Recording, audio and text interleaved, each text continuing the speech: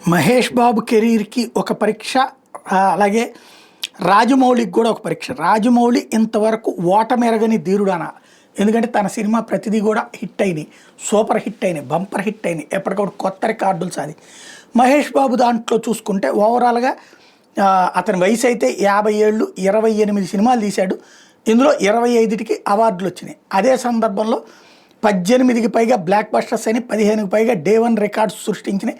14కి పైగా 100 డేస్కి సంబంధించినటువంటి మొదట్లో, ఇప్పుడంటే 100 డేస్ లేవనుకోండి. 5కి పైగా సిల్వర్ జూబ్లీస్, 500 కోట్ల షేర్లు మూవీస్ ఉన్నాయి.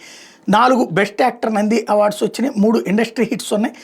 5,000 మంది చిన్నారులకి హార్ట్ ఆపరేషన్స్ అంటూ వాళ్ళ అభిమానులు గర్వంగా చెప్పుకుంటారు. ఇప్పుడు మహేష్ బాబు కెరీర్లో ఇన్ని రోజులు ఒక సినిమాకి స్పెండ్ చేయడం, అదే సందర్భంలో అసలు బయటకి ఎలాంటి లీకు లేకుండా నటిస్తున్నది కూడా ఇదే. అత్యధిక సమయం వెచ్చిస్తున్నటువంటి సినిమా. ఇంతవరకు మహేష్ బాబుకు ఉన్న ఒకే ఒక లోపం ఏంటంటే, తన సినిమా తెలుగులో హిట్ అవుతుంది. ప్రపంచవ్యాప్తంగా తెలుగు వాళ్ళు ఖచ్చితంగా చూస్తారు. మిగతా భాషల్లో ఇంత అతనికి మార్కెట్ లేదు. ఇప్పుడు ఫస్ట్ టైం నేషనల్ మార్కెట్ రూట్లో తీస్తున్నటువంటి సినిమా కాబట్టి, ఎందుకంటే ఇప్పటికి జూనియర్ ఎన్టీఆర్ కావచ్చు, రామ్ చరణ్ కావచ్చు, ప్రభాస్ కావచ్చు, వీళ్ళందరూ కూడా నేషనల్ స్టార్స్ అయిపోయారు. ఇంటర్నేషనల్గా కూడా పాపులారిటీ సంపాదించుకున్నటువంటి పరిస్థితి.